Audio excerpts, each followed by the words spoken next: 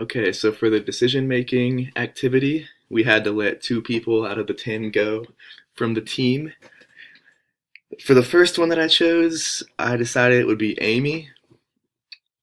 She has the least experience with the organization with only 1 year, and her job scale is only average, and she's married with no kids, so she isn't having to support very many people, and she's only been with the organization for 1 year, so I think that was a pretty easy decision to let her go. And for the second person, I feel like a really bad person doing this, but I might have to go with Sandra. She has been with the organization for a while, but she's the only one who has a poor job skill.